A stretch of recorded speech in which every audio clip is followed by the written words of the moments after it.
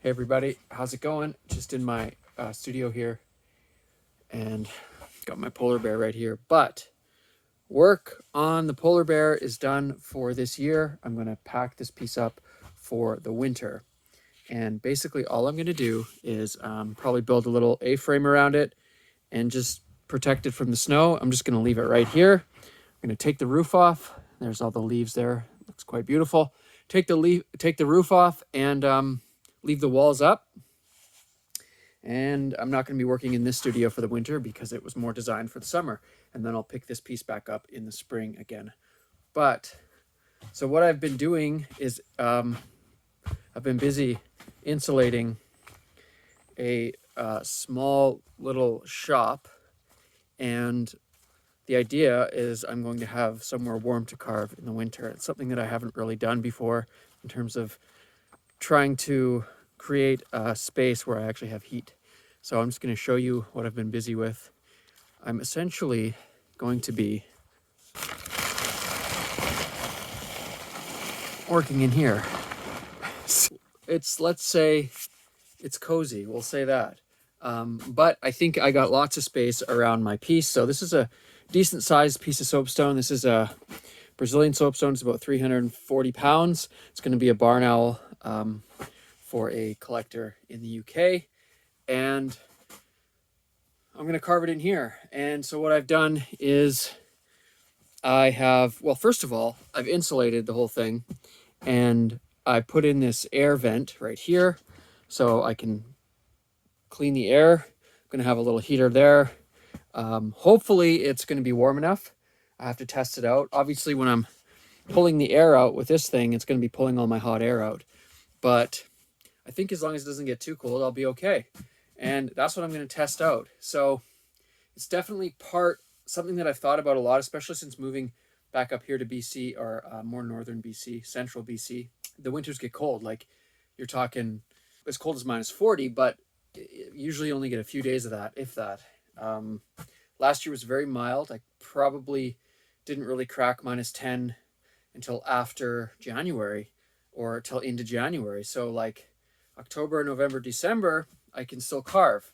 I've carved outside up to -10, even like -13, 14, 15, with just a lot of layers and a little heater beside me.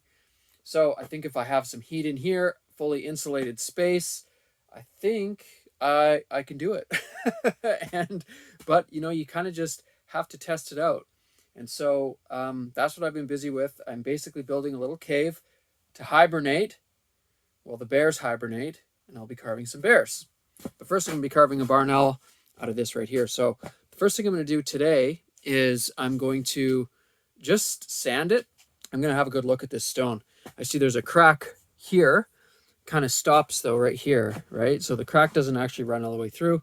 So I just want to see kind of what I'm working with. There's this big notch out right here, but basically I'm going to have the barn owl right here. This is the front of it. His head's going to be turned looking that way. So the head will be here. Yeah. Was that my plan? I think that was my plan. Yeah, that's it. And then the back, the wings are going to be here. And, and they're going to sort of, the shoulders will be there. Tail will come down here. This is actually pretty cool because initially this is like a little bit of a tricky shape. Like, look at this. And I was like, okay, well, what the heck am I going to do?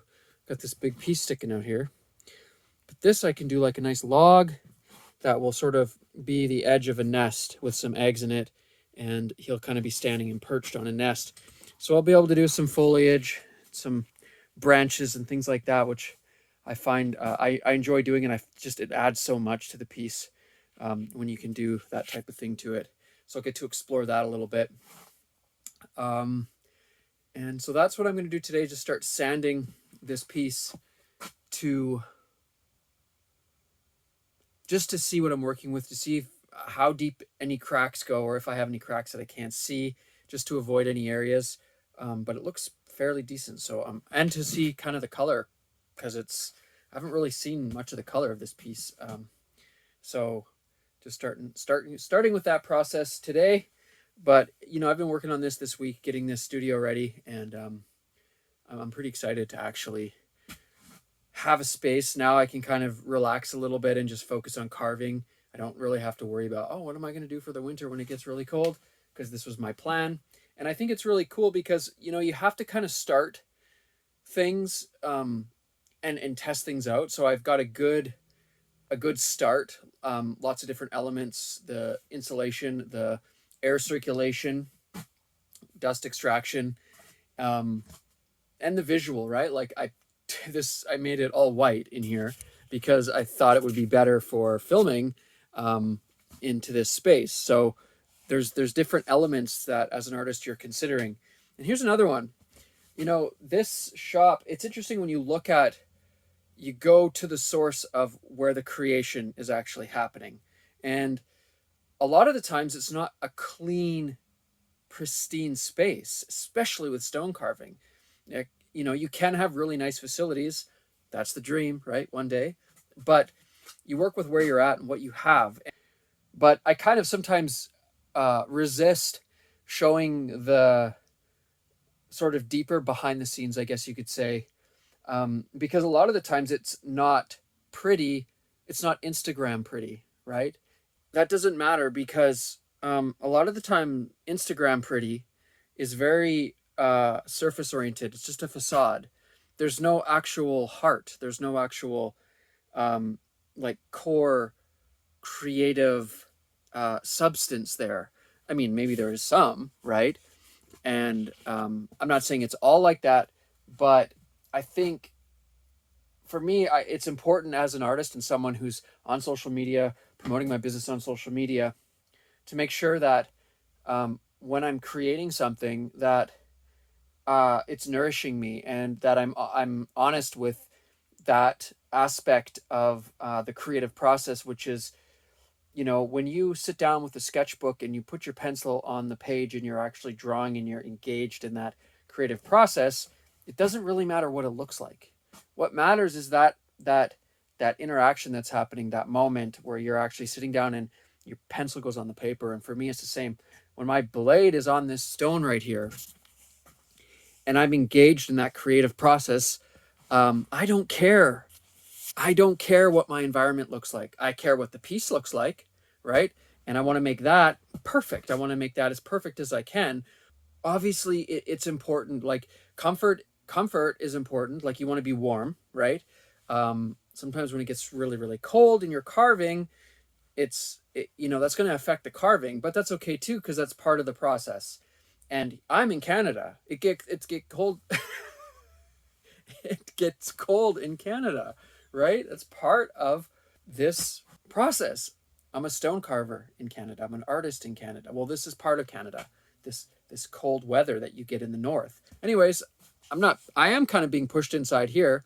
So I'm curious to see how this environment works. I got a good space around the table here, so I got lots of room.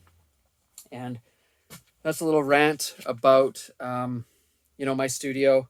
It may not be Instagram pretty, but what matters in this case also is the result of the art, the creation. What is this owl going to turn out to be like? And that's more important to me than trying to make it look good for Instagram. You know, I want it to be good for real. So, anyways, this stone is pretty beautiful already. Let's just sell it. Look at that. It's so cool. Anyways, I'm going to get started and I'm going to start sanding this piece and we'll take it from there.